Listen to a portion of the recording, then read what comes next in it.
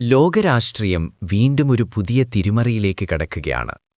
Middle ഈസ്റ്റിൽ യുദ്ധം ശക്തമാകുമ്പോൾ ആ യുദ്ധത്തിന്റെ പ്രതിഫലനം ഇപ്പോൾ ഏഷ്യയിലേക്കും വ്യാപിക്കാമെന്ന ആശങ്ക ഉയരുകയാണ്. പ്രത്യേകിച്ച് തായ്വാൻ. തായ്വാൻ പറയുന്നതെന്താണ്? അമേരിക്കയുടെ ശ്രദ്ധ മിഡിൽ ഈസ്റ്റിലേക്ക് മാറുമ്പോൾ ചൈന അതിനെ ഒരു അവസരമായി ഉപയോഗിച്ചേക്കാമെന്നാണ് അവരുടെ ഭയം. എന്താണ് സംഭവിക്കുന്നത്? തായ്വാൻ ഒരു സ്വതന്ത്ര ജനാധിപത്യ രാജ്യമായി പ്രവർത്തിക്കുമ്പോഴും ചൈന അതിനെ തങ്ങളുടെ ഭാഗമെന്ന നിലയിൽ കാണുന്നു. അതുകൊണ്ടുതന്നെ കഴിഞ്ഞ കുറച്ചു മാസങ്ങളായി ചൈന തായ്വാനു ചുറ്റും സൈനിക സമ്മർദ്ദം വർദ്ധിപ്പിച്ചുകൊണ്ടിരിക്കുകയാണ്. പ്രത്യേകിച്ച് മാർച്ച് 14-15 ശേഷം വീണ്ടും വലിയ തോതിൽ ചൈനീസ് യുദ്ധവിമാനങ്ങൾ തായ്വാൻ അടുത്തേക്ക് പറക്കുന്നത് ശ്രദ്ധേയമാണ്. US ശ്രദ്ധ മാറുമ്പോൾ എന്താണ് അപകടം? ഇപ്പോൾ അമേരിക്കയുടെ സൈനിക ശക്തിയുടെ വലിയൊരു ഭാഗം മിഡിൽ ഈസ്റ്റിലെ സംഘർഷങ്ങളിലേക്ക് തിരിഞ്ഞിരിക്കുകയാണ്. ഇതാണ് തായ്വാനെ ഭയപ്പെടുത്തുന്നത്. തായ്വാൻ സുരക്ഷാ ഉദ്യോഗസ്ഥരുടെ വാക്കുകളിൽ ഇത് ചൈനയ്ക്ക് സ്വാധീനം വർദ്ധിപ്പിക്കാൻ മികച്ച സമയമാണ്.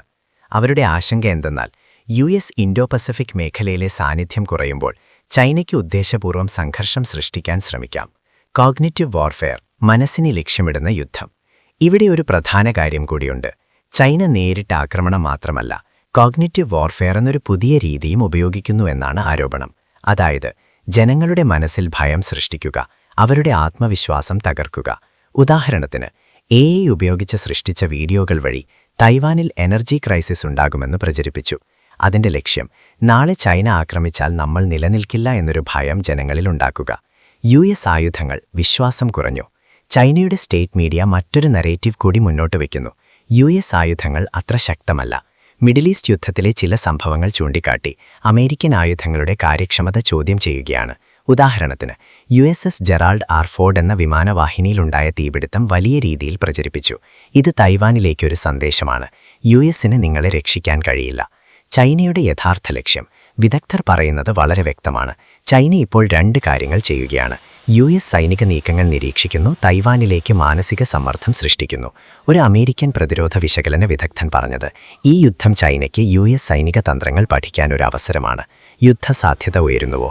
തൈവാൻ ഇപ്പോൾ കൂടുതൽ പ്രതിരോധ ചെലവ് കൂട്ടാൻ തീരുമാനിച്ചിട്ടുണ്ട്, ഏകദേശം $40 ബില്യൺ വരെ. കാരണം ചൈന പ്രസിഡന്റ് ഷീ ജിൻപിങ് ഈ സമയത്ത് ഒരു അവസരമായി കാണാൻ സാധ്യതയുണ്ട്. US ശ്രദ്ധ മറ്റിടങ്ങളിലേക്ക് മാറിയാൽ തൈവാനെ കൂടുതൽ സമ്മർദ്ദത്തിലാക്കാനോ അല്ലെങ്കിൽ ശക്തമായ നടപടി സ്വീകരിക്കാനോ ശ്രമിക്കാം. ഇത് വെറും തൈവാന്റെ മാത്രം പ്രശ്നമല്ല, ലോകത്തിലെ വലിയ ശക്തികൾ തമ്മിലുള്ള ഒരു അപകടകരമായ ഗെയിമാണിത്. ഒരു പ്രദേശത്തെ യുദ്ധം മറ്റൊരു പ്രദേശത്തെ സംഘർഷത്തിന് കാരണമാകുന്നു. ഇന്നത്തെ ലോകത്ത് യുദ്ധങ്ങൾ അതിർത്തികൾക്കുള്ളിൽ ഒതുങ്ങുന്നില്ല. ഒരു ശ്രദ്ധ മാറ്റം പോലും മറ്റൊരു യുദ്ധത്തിന് വാതിൽ തുറക്കാം. ഇത്തരത്തിലുള്ള ഗ്ലോബൽ അപ്ഡേറ്റുകൾക്കായി ചാനൽ സബ്സ്ക്രൈബ് ചെയ്യാനും വീഡിയോ ഷെയർ ചെയ്യാനും മറക്കരുത്.